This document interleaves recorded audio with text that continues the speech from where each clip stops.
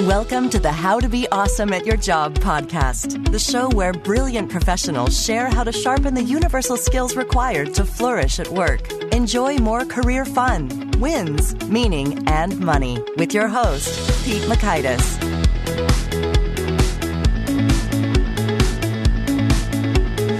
Hello, and thanks so much for joining us here for episode 241 with Dave Crenshaw. I think you'll have a lot of fun with this episode because it's all about fun and the power of fun and the importance of fun, how to get more fun. Fun. So you'll learn 1, why having fun is critical to your success. 2, how to build your own oasis. And 3, perspectives on switching from a culture of now to a culture of when. So if you'd like to check out the show notes or the transcript or the links to items that we've referenced here, you can find that on over at awesomeatyourjob.com/F241. And while you're at awesomeatyourjob.com, I encourage you to check out some of our handy resources. One I'd point you to today is the magnifying glass there in the navigation bar. So the cool thing about having 241 conversations recorded is that we transcribe them. So you can search the full text for anything you think you may have remembered hearing once and have forgotten, or want to get a pinpoint guidance on a situation. You can likely, find a conversation we've had before about that by clicking the magnifying glass in the navigation bar at awesomeatyourjob.com. Now, here is Dave's story. Dave Crenshaw is the master of building productive leaders. He's appeared in Time Magazine, USA Today, Fast Company, and the BBC News. His courses on LinkedIn Learning, which you can check out for free, by the way, at linkedin.com/awesome, have received millions of views. He has written 4 books, including The Myth of Multitasking, which was published in 6 languages and is a time management bestseller. As an author, keynote speaker, and online instructor, Dave has transformed hundreds of thousands of business leaders worldwide. Here's Dave. Dave, thanks so much for joining us here on the How to Be Awesome at Your Job podcast. Thanks, Pete. Glad to be here. Well, first and foremost, I think we need to hear a little bit about you and Chuck Norris. What's the backstory? Well, for those unfamiliar, Chuck Norris facts are jokes that have been making around their internet for, close to 10 years now. And they're just statements of just ridiculous strength and power that Chuck has. Things like Superman wears Chuck Norris pajamas, or Chuck Norris makes onions cry. And they're fairly popular. And Chuck heard about these and put together the official Chuck Norris fact book. Well, in the official Chuck Norris fact book, he cites me and my book, The Myth of Multitasking. And it's under the Chuck Norris fact, by the way, Chuck Norris can kill 2 stones with 1 bird. So that is the connection. And, there are lots of things that I've done. I've been on Time Magazine, BBC, all these different places, but there's nothing that will ever be as cool as being mentioned by Chuck Norris in the official Chuck Norris fact book. That is cool. And so I guess Chuck was on board with your perspective in that multitasking, or switch tasking, if you will, is a thief and suboptimal, etc. Yes. Yeah. He does not believe in multitasking, and he believes in focusing on one thing at a time. Boy, it feels like there's a Chuck Norris fact. There is actually. So when that happened, I sent that out to my social media followers and said, I'll give my books and the Chuck Norris fact book to somebody who can come up with the best Chuck Norris fact about multitasking. And the winner was, Chuck Norris doesn't multitask. It's never taken him more than 1 punch. That's good. Yeah. Oh, well, we're having fun. And so I want to talk about your latest book, The Power of Having Fun, which is a compelling title. And I'm so intrigued to get the details on this above what I've read thus far. So could you give us your view? What's sort of the main idea behind this book, and why is it important now? Sure. The first thing that I want to say is that I am a productivity expert. I help build productive leaders. So when I'm talking about the power of having fun, I'm coming at it primarily from a productivity standpoint. And what I've learned, it's sort of the cousin to the myth of multitasking. The myth of multitasking is about what you shouldn't do. You shouldn't try to do multiple things at the same time. Well, the power of having fun is about what you should do. If you want to be more productive, you must make having fun a top priority in your schedule. It is something that you should put in your calendar and protect just as much as you protect an appointment with your most important client, with your boss, with anyone who is critical to your success, because it is critical to your success. Oh, Dave, this is a message I love to hear, because I'm subject to some of those, guilt things about not doing or achieving enough, or should I be having fun in this moment type things. So I love this thesis. So could you back it up a little bit? Like, it almost sounds too good to be true. Like, why? Why is having fun this important? Sure. Well, I can back it up. The first thing that I want to say, though, before I go into any kind of studies or research or science behind it, is I am less interested in the research of others and more interested in the research or the experiment of you. What that means is sometimes we get all lathered up with all these studies and statistics. And what really matters is, does this apply to you? So rather than taking my word for it and going, well, that's what everybody should do, I would encourage people who are listening to this to test it, to put it into application into your life, maybe just for 2 weeks, and try that experiment, because ultimately that is the most powerful proof that I can offer. And what I believe you'll find is what many of my leadership clients have found, which is that when you make fun a priority, you get more done, you're more productive, you're happier, and you're more creative. Okay, yeah, I'm with you there. That certainly, like, that's where the rubber meets the road, and sort of the ultimate bottom line there is not so much did it work for this population of people studied over at the University of such and such, but is it going to work for you? Yes. But just so that the listeners get fired up, and me fired up about doing such a test, could you share some of that research or data that suggests it's extremely probable that if we do this test, we will like what we see? Sure. Well, my favorite one it comes from a study, and this is the actual study title: The Role of Dopamine in Learning, Memory, and Performance in a Water Escape Task. Water escape. I'm thinking of Harry Houdini right now. Yeah. This was published by the University of Washington not too long ago. And what it was is a study to show the role of dopamine in how well a mouse could learn and perform over time. So what they did was they had two different groups. They had a group that had naturally occurring dopamine in their body, and then a group that was deprived artificially of dopamine occurring in their body. Now, if you're not familiar with what dopamine is, it is the motivation-inducing chemical that your body naturally creates when something enjoyable happens, like having fun, like taking a break, whatever is fun for you, reading a book, going for a walk, playing video games, whatever it is, your body releases a little dopamine into your system. Even the dark side of fun. That's a whole different topic, though. Here's the thing. When mice had dopamine in their system, naturally injected, they learned faster and better. In other words, their performance over time improved. They got better and better at escaping from this little water task that they had set up. The mice, though, that had been deprived of naturally occurring dopamine, their performance got worse over time. In other words, the more they did it, the worse they got at it. They didn't perform better. They got slower. They made more mistakes. Now, here's where it comes into our world. We aren't mice in a maze, but many people treat ourselves as if we are. We deprive ourselves of having fun, which creates that naturally occurring dopamine, which means that when we do that, we're getting worse at our performance. Every single day that you persist at your desk with skipping those vacation days that you should have used, you're not getting better. And in fact, the research backs that up as well. Project Time Off found that when people take more than 10 days of vacation a year, they were more likely to receive a raise and get promoted than those who did not take all their vacation days. Okay. All right. That's good stuff.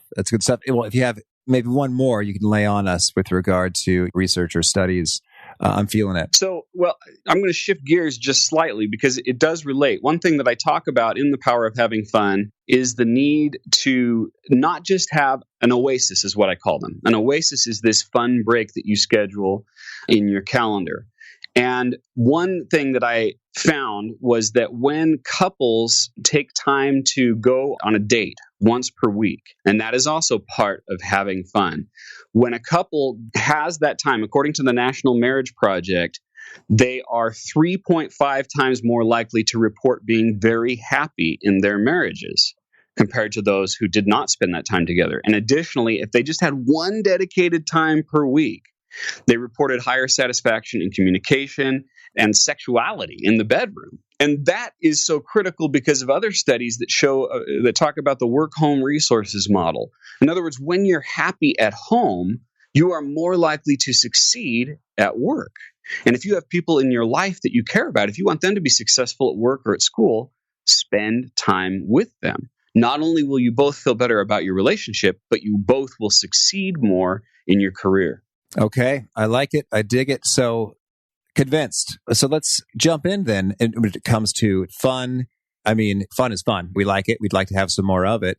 And so I'd like to get maybe a bit of perspective when it comes to the work time versus fun time, although hopefully work is fun, but dedicated fun rejuvenation, non-work time. Is there sort of like a sweet spot or a ratio, or how do we think about kind of the relative application of precious time between the two? Sure. So I define an oasis as something that is brief and recurring in your schedule.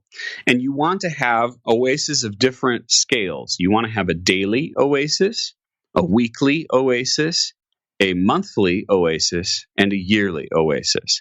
Let's knock down the yearly first, or cover it. That's usually what people refer to as a vacation. All right. So we want to make sure that we're keeping that and having that. But that's not enough. It's too far in between. We're depriving ourselves for far too long a period of time. So we also want to have once a month, perhaps a half day or a day that we take that is reserved in advance just for us to relax and enjoy ourselves, do something that's fun.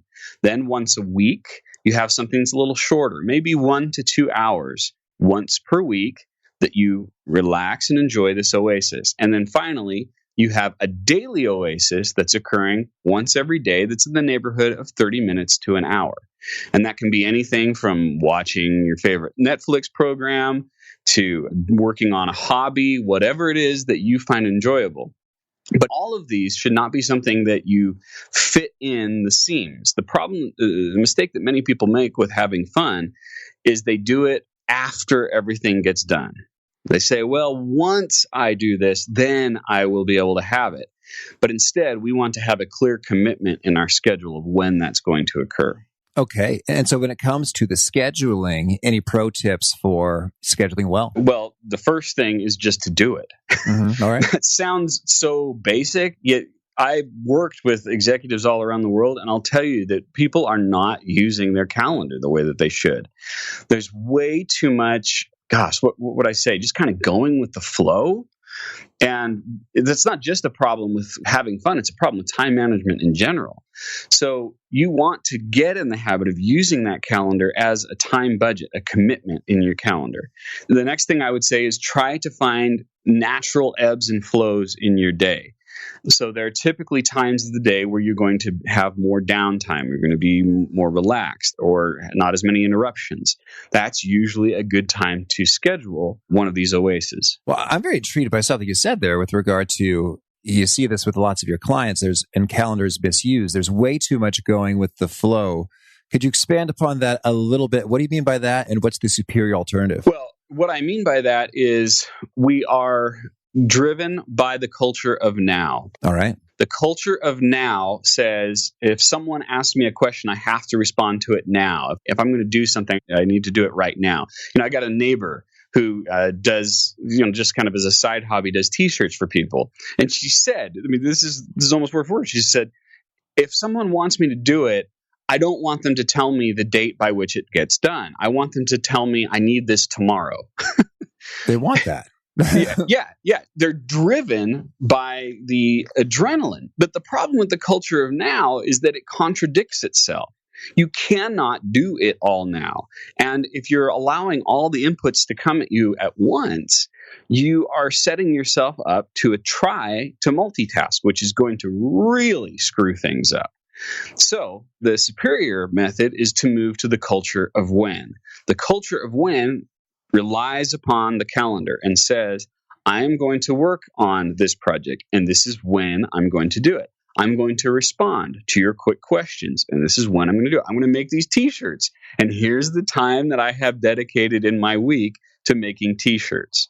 That is far superior. It helps you live a more relaxed and less stressful life and creates opportunities for having fun as well.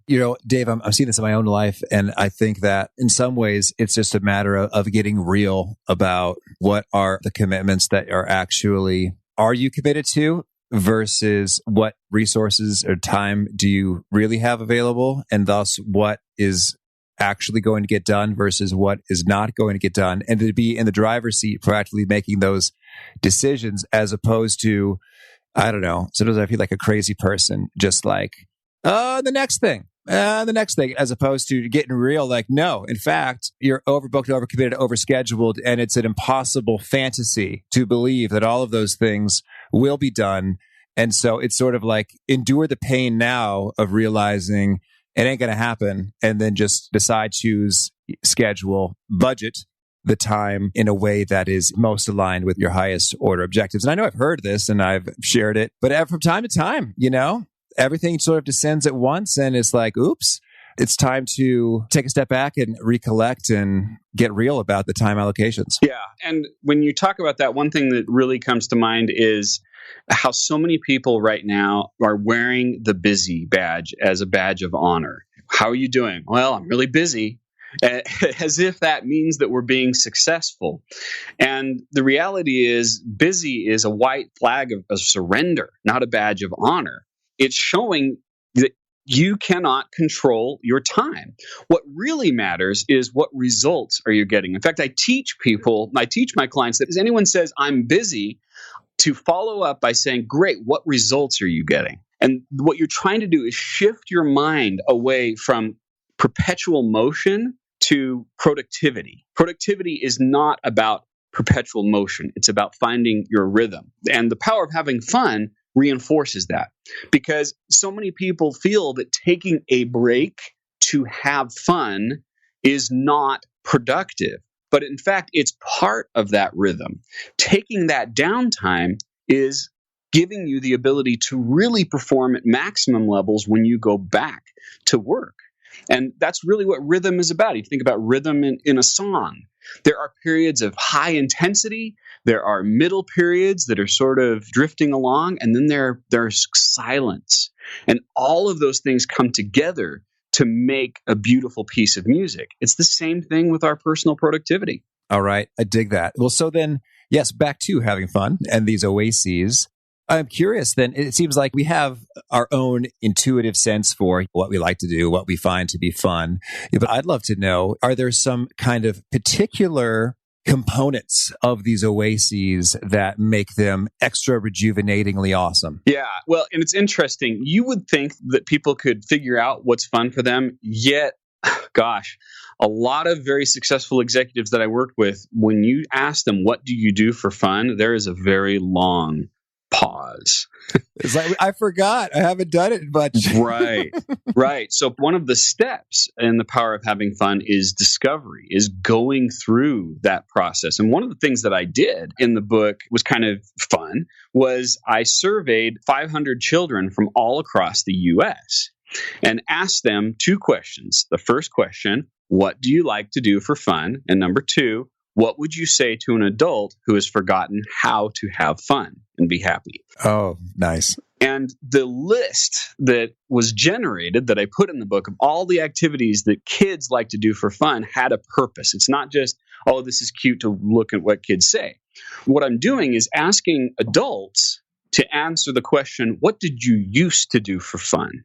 When you were a kid, you knew how to have fun. If someone said, what do you do for fun? There's no hesitation. You got a list. My kids have a list of things that they can do to have fun.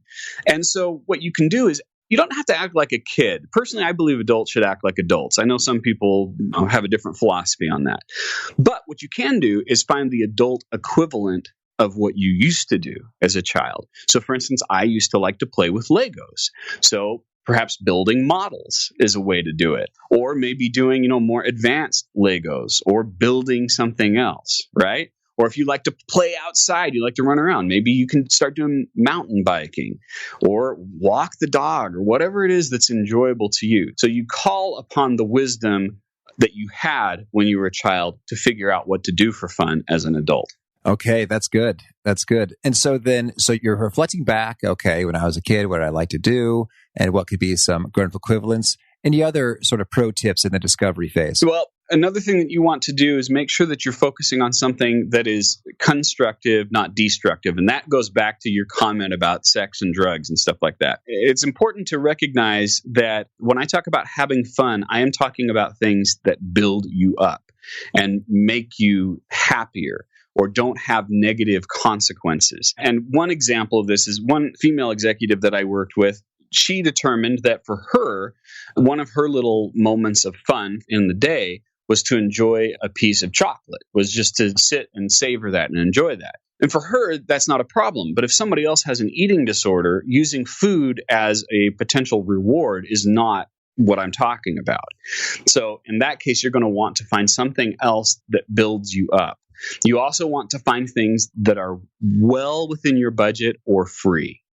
We are not talking about spending lots of money, and it is not necessary to spend lots of money. Another female business owner that I worked with, for her daily oasis was to go for a walk. And she put it in these particular terms. She said, I want to go for a walk down the hill, go see Bessie the cow, which they have as a cow pasture near where her office was, and pat Bessie on the nose and talk to her a little bit and then come back.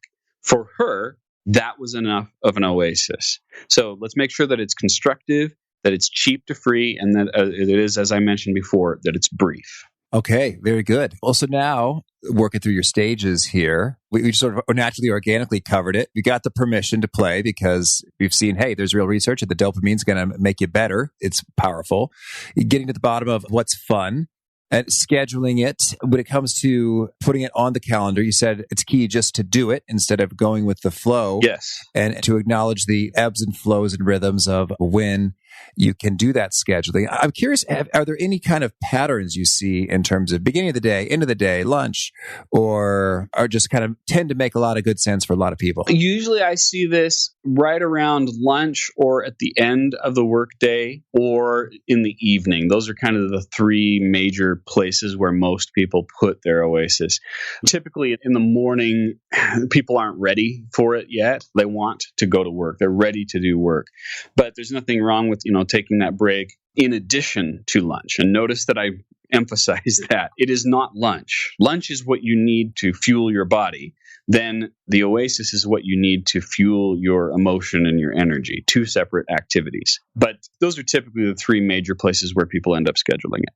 Okay. And so then how about protecting that time you've scheduled? How do you do that effectively? Yeah. So protection stage 4, that's about looking at some of the things that could get in the way. So the perspective that I come from is I say, you want to think of these as different diseases that can creep into your life, and you want to inoculate yourself against them. You want to have a strategy to prepare yourself against them.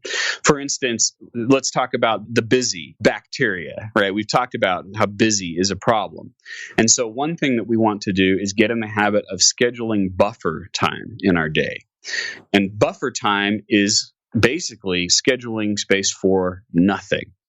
And that sounds like, my gosh, who is this guy telling me to schedule time for nothing? How can that be productive? And I will tell you that it's one of the keys to being highly productive, especially in our day, in the 21st century. Back 30, 40 years ago, when people talked about time management, productivity, it was about maximizing every minute, every hour that you had in your schedule. In the 21st century, we have a radically different problem. Our problem is time protection and time reclamation. We are going to get interrupted because of the pace of technology. So we must have extra space in our schedule to accommodate for those interruptions, not scheduling to our calendar to a razor's edge. So how does that relate to having fun? Well, if I've scheduled my calendar right to the minute, and then fun comes up and I'm behind because I got interrupted earlier in the day, then what happens? Oh, well, this doesn't matter. I need to take care of work, right? But if we have that buffer space, and if we're living well within our means in terms of the schedule, we will feel that we have enough time to have fun, which we should. I hear you. And so then with the buffer space, so you schedule time for nothing. It's interesting. I guess I'm thinking about my email inbox and how it lately has been expanding. And so then when you say schedule time for nothing, that's not even scheduling time for inbox clearing, which I've been thinking maybe this is what has to happen if this is ever going to go down, but rather just nothing. And so I'm wondering though, do you have like a game plan in terms of, okay, if I schedule time for nothing and then in fact, nothing comes up, is there like the backup statement, or is it just like I will sit in silence? Oh, no, of course. If that time comes up and you don't have anything, then you could use it to help check your inbox or do whatever you want to do. But the thing is, when that happens, then you feel like you've got extra time rather than feeling like I can't keep up with all this. It's too much. And by the way, what you're bringing up in terms of just getting your inbox to zero, again, that's a different topic I cover in my course, Time Management Fundamentals on LinkedIn Learning. And in that, I take people through the entire process of creating a time management system so that you're bringing your inbox to zero on a regular basis. And that sort of highlights something that I mentioned in the book, which is having good time management, having solid principles that you're living is an important component of making sure that you're having these oases in the day. Because if you're completely out of control with your time management, if you can't keep your desk organized, if you can't keep up with the papers and the email and everything that's coming at you, then yes, what I'm asking people to do to have fun is going to become a very tall order. Okay. And so then the final stage, just enjoying the oases. How does one enjoy fun all the more? Yeah. So this one is a really fun one. Whenever I think about this principle of enjoyment, I think of one client that I had, and she told me how she was on vacation. She was at a beautiful tropical location. She's sitting down, enjoying the surf, and the surf and the sand is around her. She's got a tropical drink next to her, and then she's on her phone planning her next vacation. Okay.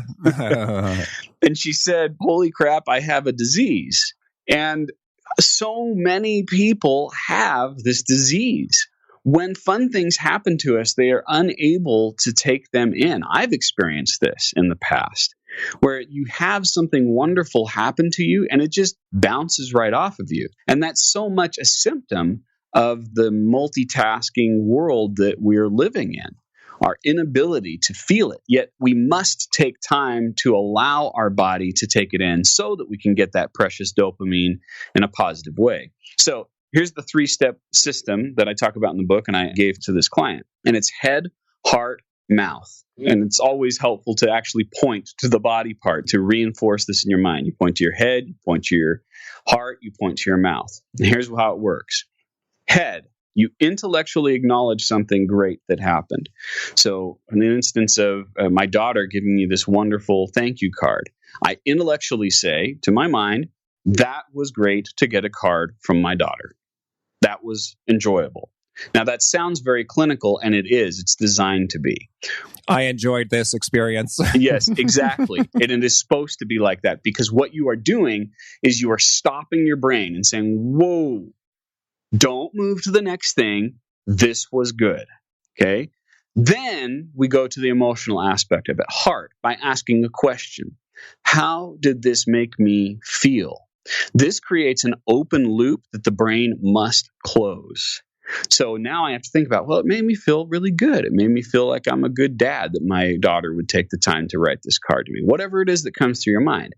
And then we move to mouth, which is an acknowledgement, a verbal or written, some sort of external acknowledgement. So you can say out loud, this was great to go on this vacation. Or in the case of this card that my daughter gave me, I made another card for her and gave it back to her and said, thank you so much for doing this. I'm a very practical guy. This isn't touchy-feely stuff. This is brain science. What you are doing is you're strengthening the neural pathways of enjoyment. You're strengthening your enjoyment muscle and restarting your ability to actually feel good when good things happen to you. It's a simple principle, but it's powerful. If you practice it over and over, it will completely change your perspective on what's happening around you.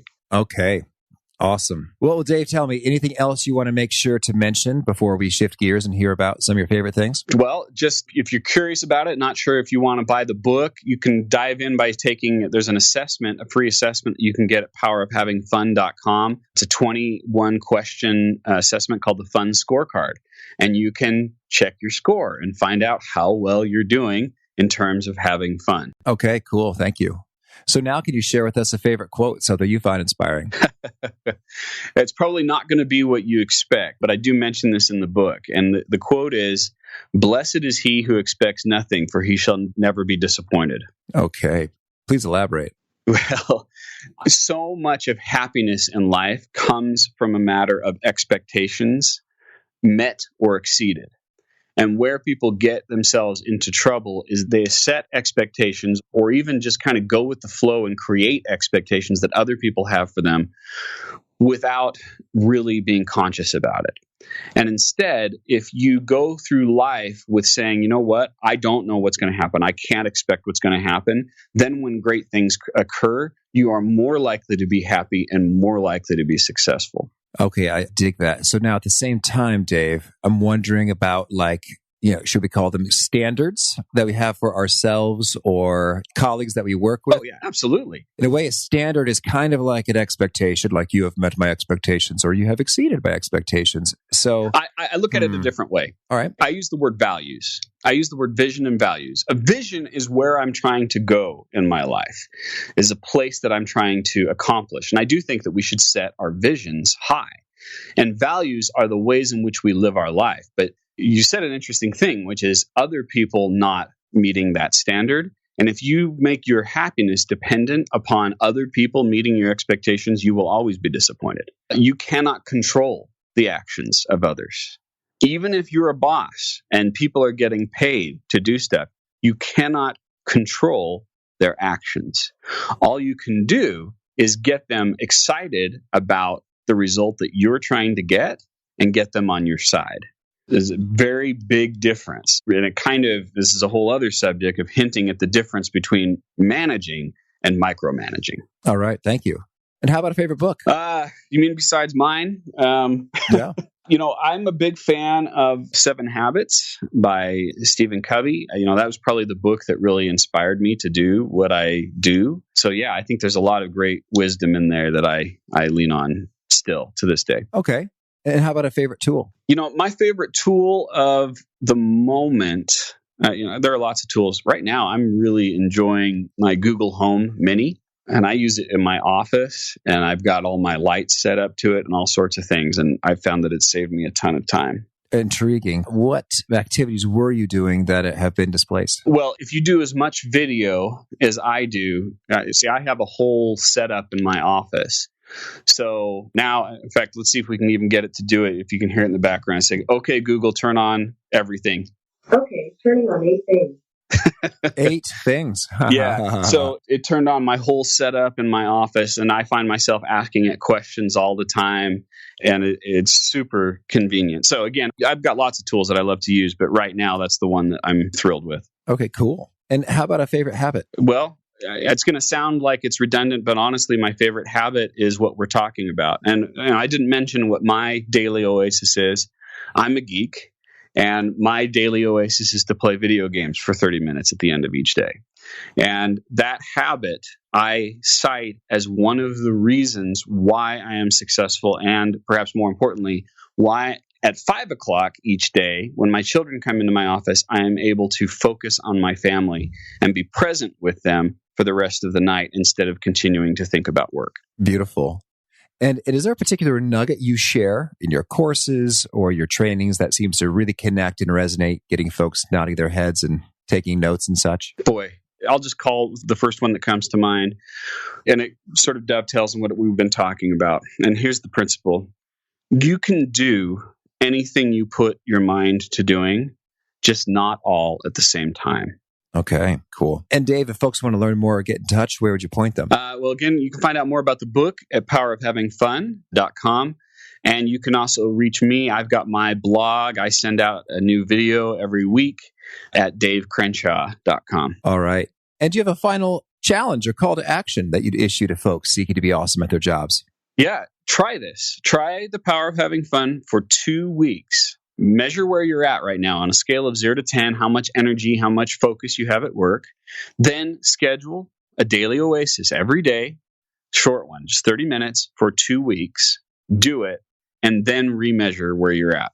and let's see whether or not the experiment works for you. Okay. Well, Dave, thank you so much. This has been a real treat, and it's fun, and it's a license for more fun. So win-win. So thanks for all that you've shared, and good luck at all that you're up to. I hope that you just keep rocking and rolling and spreading this good word. Great. Thank you so much for the opportunity, Pete. Appreciate it. I love the way Dave reframed that a bit. Busy is a white flag of surrender and not a badge of honor. And that is a nice reminder. We heard previously in the episode about the practices of high performers back in episode 186 with Dr. Clint Longnecker. And he mentions again and again how when you're too busy, that creates all kinds of cascading problems. So I thought that was a helpful reminder that fun is not just extraneous, but it's critical, crucial, helpful. So if there's any workaholics listening, there's a prescription for better results is to take some more time for fun, which I think is pretty cool. So if you want to check out the show notes or the transcripts or the links to items that we've referenced here, you can find that on over at awesomeatyourjob.com/ep241. And I also recommend you check out the linkedin.com/awesome, because Dave has tons of LinkedIn learning courses, which are pretty good. I've perused several of them, and I recommend. And that is going right now to get your free trial at linkedin.com/awesome. I also hope you'll push subscribe so you'll catch our very next guest. It is Deidre Breckenridge. We are talking about how you can present if you have a difficult or tricky audience and what that looks like. Hope you catch you there, and peace. Thanks for joining us for today's episode. To get the most out of this conversation, visit awesomeatyourjob.com to find today's show notes, transcript, and infographic summary cheat sheet. For more entertaining professional skill sharpening, be sure to subscribe to catch the next episode of How to Be Awesome at Your Job.